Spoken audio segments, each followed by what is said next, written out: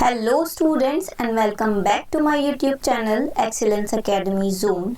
Today we'll start our class 12th first chapter of political science, that is the Cold War era. But before jumping directly to the chapter, we will first understand what are the different meanings, what are the keywords which has been used in this chapter, so that we will not confuse with these words afterwards. Our first keyword is Cold War. What is Cold War? Cold War referred to competitions, tensions and a series of confrontations between the US and the USSR. तो cold war क्या है? एक competition वाली phase है या एक tension की phase है या एक कन्फ्रंटेशन की फेज है. कन्फ्रंटेशन मतलब आमने सामने वाली फेज है between US and the USSR. Second, Cuban missile crisis. It created tension between the US and USSR when Soviet Union. USSR को हम सोवियत यूनियन के नाम से भी जानते हैं. तो क्यूबन मिसाइल क्राइसिस क्या है? ये एक टेंशन है जो कि क्रिएट हो गई थी बिटवीन यूएस एंड यूएसएसआर. ठीक है, जब क्यूबा में मिसाइल्स लगा दी थी, रशियन बेस बना दिया था उसको. ठीक, किसने लगा दी थी वो बाकी सब हम आगे देखेंगे. थर्ड है allied forces. Allied forces were one of the two camps during second world war. तो सेकेंड वर्ल्ड वॉर के अंदर दो कैंप्स थे हमारे, एक थी अलाइड फोर्सेस और एक थे एक्सेस पावर्स. तो अलाइड फोर्सेस के अंदर हमारे यूएस, सोवियत यूनियन यानी यूएसएसआर, ब्रिटेन यानी यूके और फ्रांस थे. एक्सेस पावर दूसरा कैंप था इसका, जिसके अंदर हमारे जर्मनी, इटली एंड जापान जैसे फोर्सेस थे या कंट्रीज थी. नेक्स्ट आता है हमारा alliance system. Alliance system was created by the two super powers. तो दो सुपर पावर्स ने मिलकर के आपस में एक अलायंस सिस्टम क्रिएट किया था, जिससे कि वो एक्सपेंड कर सके अपने स्फीयर ऑफ इन्फ्लुएंस को ओवर द वर्ल्ड. नेक्स्ट आता है डेटरेंस. डेटरेंस क्या है? It was a logic followed by the two super powers to avoid large scale destructions. यानी कि देखो, जब दो किसी भी बड़े सुपर पावर्स में या किसी भी सुपर पावर्स के कंट्रीज के बीच में लड़ाई होगी तो उससे बहुत ज़्यादा नुकसान होगा. तो इन दोनों ने ये फैसला किया था कि हम ज़्यादा लड़ेंगे नहीं, मतलब लार्ज स्केल डिस्ट्रक्शन को अवॉइड करेंगे. Not to take place so hot war between them because both of them had the capacity to retaliate. क्योंकि दोनों ही सुपर पावर्स हैं, दोनों के पास ही न्यूक्लियर पावर्स हैं, तो दोनों ही रिटेलिएट कर सकते थे. नेक्स्ट आता है neutrality. Neutrality is a condition not to participate in world affairs. के मतलब हम वर्ल्ड की अफेयर्स में पार्टिसिपेट नहीं करते, ये एक वो वाली कंडीशन होती है. और make one self aloof from world, और हम मतलब एक तरह से दुनिया से अलग हो जाते हैं. Decolonisation, to make colonised states free from the rule of mother country. यानी कि कॉलोनाइज्ड स्टेट्स को मदर कंट्री के रूल से अलग कर देना डिकोलोनाइजेशन कहलाता है. आइए हम चैप्टर स्टार्ट करते हैं. फर्स्ट हमारा आता है क्यूबन मिसाइल क्राइसिस. तो हमारे इस चैप्टर के अंदर हम बहुत सारे टॉपिक्स हैं जो कि पढ़ने वाले हैं, जैसे कि आपके एनसीईआरटी में ही है Cuban missile crisis. Second topic आता है what is the cold war, emergence of two blocs, arenas of cold war, challenge to bipolarity, NIEO यानी new international economic order. Seventh आता है India and the cold war. तो हम ये सब देखेंगे एक एक करके. सबसे पहले हम देखते हैं कि कोल्ड वॉर जो थी वो एक्चुअल में हुई कब थी. ठीक है, तो हम सबसे पहले कोल्ड वॉर को देख लेते हैं कि कोल्ड वॉर हमारी कब हुई थी. तो कोल्ड वॉर जो हुई थी वो हुई थी 1945 से 1991 के बीच में. ठीक है, अब ये क्यूबन मिसाइल क्राइसिस क्या है? क्यूबा जो है वो एक कंट्री है. ठीक है, क्यूबा इज अ कंट्री जो कि हमारे यूएसए के पास में है. ठीक है, क्यूबा एक कंट्री है, एक आइलैंड कंट्री है जो कि यूएसए के पास में है. ठीक है, ये पानी से घिरी हुई है, आइलैंड कंट्री है और बिल्कुल यूएसए के पास में है. ठीक है, अब हम स्टार्ट करते हैं हमारे क्यूबन मिसाइल क्राइसिस के बारे में देखते हैं. Cuba was an ally of the Soviet union. तो सोवियत यूनियन यानी यूएसएसआर, ये उसका फ्रेंड था. क्यूबा जो था वो एक यूएसएसआर का फ्रेंड था और उसको डिप्लोमेटिक एंड फाइनेंशियल एड मिलती थी. किससे? यूएसएसआर से। इन अप्रैल 1961 अप्रैल में क्या हुआ, लीडर ऑफ द यूएसएसआर यानी यूएसएसआर के जो लीडर्स थे वो बहुत ज़्यादा घबरा गए, वरीड हो गए। क्यों? क्योंकि US state of America would InvIT communist rule Cuba, क्योंकि इन्हें ऐसा लगा कि क्यूबा पे जो है ना वो अटैक कर देगा, मतलब यूएस जो है वो क्यूबा पे अटैक कर देगा, इन्वेट कर देगा। और वहाँ का जो प्रेसिडेंट था उस टाइम पर, वहाँ के प्रेसिडेंट थे फिडेल कैस्ट्रो, तो उनको ओवरथ्रो कर देगा। ये बहुत ज़्यादा घबरा गए थे उस टाइम पे यूएसएसआर, क्योंकि क्यूबा जो था वो यूएसएसआर का फ्रेंड था, उसको वहाँ से डिप्लोमेटिक और फाइनेंशियल एड मिला करती थी। इन 1962 the leader of the Soviet union यानी सोवियत यूनियन का जो लीडर था या यूएसएसआर का जो लीडर थे वो थे निकिता क्रुश्चेव। ठीक है, निकिता क्रुश्चेव जो थे उन्होंने एक न्यूक्लियर मिसाइल क्यूबा में लगा दी थी। ठीक है, उसको एक रशियन बेस बना दिया था क्यूबा को। अब इसका पता जो है यूएसए को वो 3 वीक्स के बाद में पड़ता है, यानी 3 वीक्स के बाद में यूएसए को इसके बारे में पता चलता है। तो the US president John F Kennedy, उस टाइम पे यूएस के प्रेसिडेंट जो थे वो कौन थे, जॉन एफ कैनेडी थे। एंड उनके जो एडवाइजर्स थे उन्होंने उसका एक सॉल्यूशन पता करने के लिए सोचा कि भाई अब इसका सॉल्यूशन क्या होगा, क्योंकि अगर दोनों ही न्यूक्लियर पावर्स हैं आपस में लड़ेंगे तो बहुत ज़्यादा न्यूक्लियर वॉर हो जाएगा, तो हम उस सिचुएशन को अवॉइड करने की कोशिश करी इन्होंने। But they are determined to get Khrushchev to remove the missiles. लेकिन ये मतलब क्रुश्चेव जो था यूएसएसआर का, जो यूएसएसआर के अभी हमने देखा ना निकिता क्रुश्चेव जो यूएसएसआर के लीडर थे, इन्होंने डिटरमाइंड किया था कि ये वहाँ से मतलब मिसाइल्स को निकाल दें, अपने वो जो भी न्यूक्लियर वेपन्स जो उन्होंने क्यूबा में लगाए थे वो वहाँ से हटा लें। Kennedy ordered America warships to intercept any Soviet ships heading to Cuba as a way of warning the USSR। तो कैनेडी ने अपने अमेरिकन वारशिप्स को यानी शिप्स को वहाँ पे यूएसएसआर मतलब क्यूबा की साइड में जाने को कहा, जो कि एज अ वार्निंग थी यूएसएसआर के लिए। This clash between the USA and the USSR came to be known as the Cuban missile crisis. तो क्राइसिस मतलब वही मतलब लड़ाई, तो इसी वॉर को हम किस तरह से जानते हैं, क्यूबन मिसाइल क्राइसिस के नाम से जानते हैं, जो कि यूएसए और यूएसएसआर के बीच में हुई थी। It made the whole world nervous. तो जब कहीं पे भी किसी भी सुपर पावर्स के बीच में लड़ाई होगी तो पूरी दुनिया क्या हो जाएगी, घबरा जाएगी, तो इससे भी वर्ल्ड जो है नर्वस हो गई।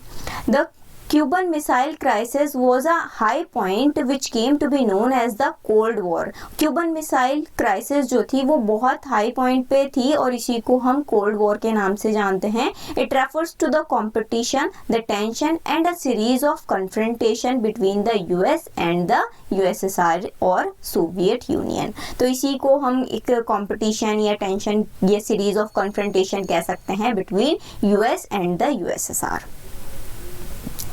Next, what is cold war. तो हमने अभी देखा कि कोल्ड वॉर क्या होती है कि एक टेंशन होती है, सीरीज ऑफ कन्फ्रंटेशन होती है बिटवीन 2 कंट्रीज या बिटवीन यूएस एंड यूएसएसआर, तो वो कोल्ड वॉर की कंडीशन थी। तो मतलब इसमें ना हम मतलब लड़ते तो हैं, हमारे पास में सारी चीज़ें होती हैं, लेकिन हम डिस्ट्रक्शन की वजह से ज़्यादा लड़ाई नहीं करते।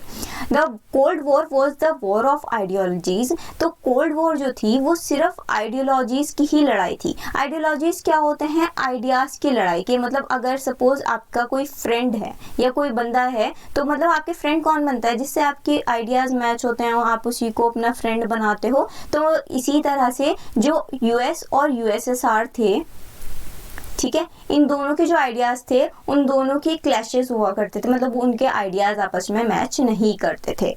अब इनके आइडियाज़ को देख लेते हैं, इनके आइडियोलॉजिकल कॉन्फ्लिक्ट को देख लेते हैं कि यूएस से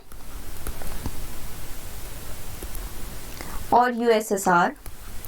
तो यूएसए में हमारा पहले तो है लिबरल और दूसरे हैं हमारे capitalism.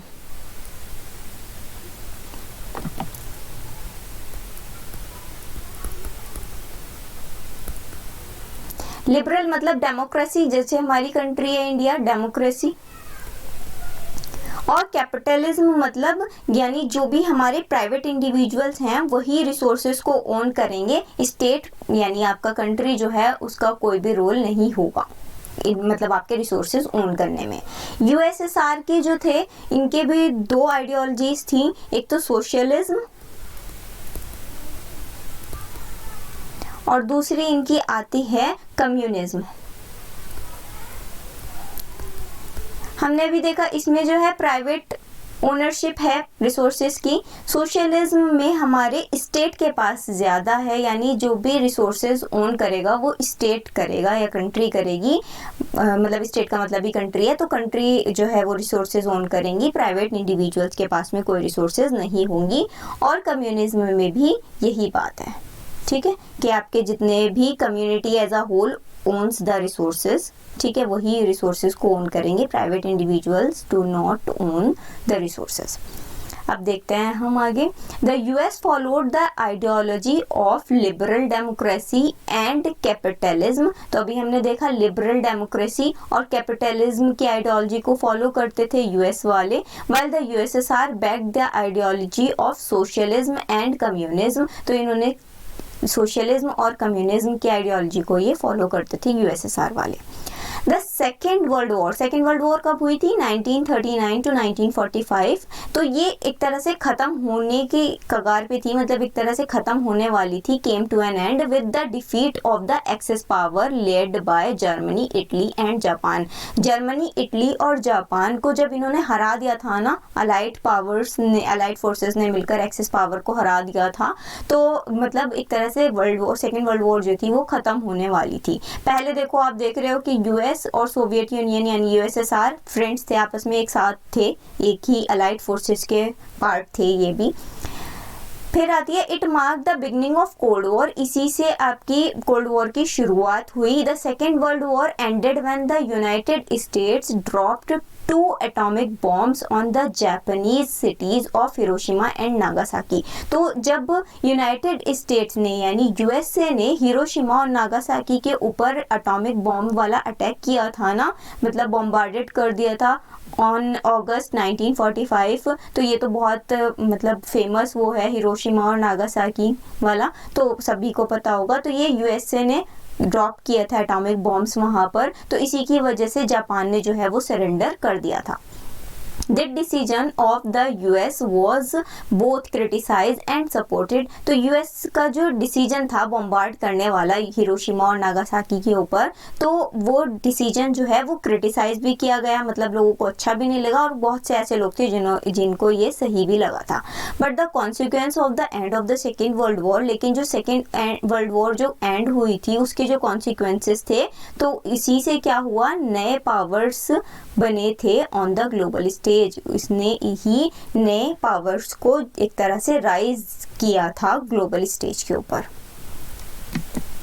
The United states and the Soviet union became the greatest power. तो उस टाइम पे हमारे यूएस और यूएसएसआर ये दोनों ही ग्रेटेस्ट पावर बन गए थे पूरी दुनिया के अंदर, और इन्हीं के पास जो है एबिलिटी थी to influence events anywhere on earth. तो देखो, जब दो सुपर पावर्स आपस में लड़ेंगी, अभी हम देख रहे थे, तो उसका इम्पैक्ट जो है वो पूरे वर्ल्ड में होने वाला है। तो इसी तरह से जब यूएस और यूएसएसआर दोनों ही ग्रेटेस्ट पावर्स थे, तो अगर इन दोनों में कभी भी कुछ भी लड़ाई होगी या कुछ भी होगा, तो उससे सब मतलब पूरे वर्ल्ड के इवेंट्स पे इन्फ्लुएंस पड़ेगा ही पड़ेगा।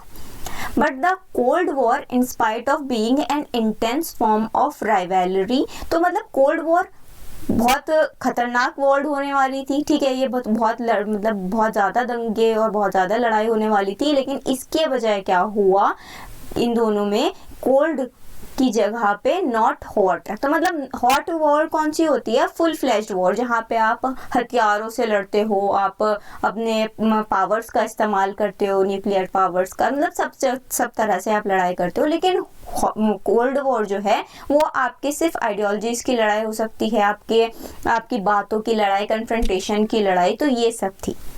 तो इन्हीं में क्या हुआ, इन्होंने ये सोचा कि मतलब अब इन्होंने in spite of being an intense form of rivalry के मतलब हम इतना ज़्यादा नहीं लड़ेंगे, क्योंकि अगर ये दोनों ही लड़ जाते उस टाइम पर आपस में तो पूरे वर्ल्ड में बहुत गंदा इम्पैक्ट पड़ता उस चीज़ का। तो फिर क्या हुआ, इन्होंने डिसाइड किया कि हम कोल्ड वॉर करेंगे, नॉट हॉट वॉर, यानी कि शूटिंग वॉर नहीं करेंगे। It was due to the logic of deterrence. तो अभी हम पीछे देख कर आ रहे हैं कि डेटरेंस का मतलब क्या है, कि जब आप क्या करते हो डेटरेंस में, it was a logic followed by both the super powers to avoid large scale destruction, यानी कि आप लार्ज स्केल डिस्ट्रक्शन को अवॉइड कर देते हो। तो इन्होंने वही किया था, अपनी कोल्ड वॉर की थी, ना कि हॉट वॉर।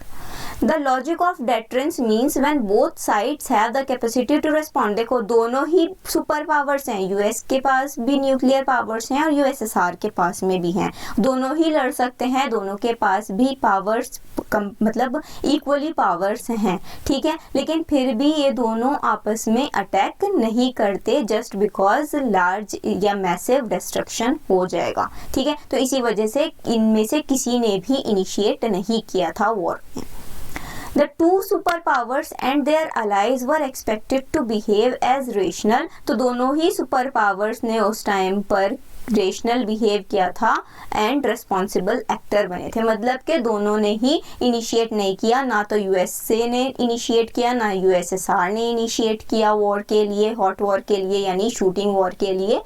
तो बस इनमें यही वॉर चली जो जिसको हम आज कोल्ड वॉर के नाम से जानते हैं, जो कि आइडियोलॉजीज की लड़ाई है आपकी, या फिर आप कह सकते हो कंपटीशन, टेंशन, या एक सीरीज ऑफ कन्फ्रंटेशन की लड़ाई होती है, ठीक है। तो that's all for now. Video अच्छी लगी हो तो please like and subscribe my channel. Thanks for watching.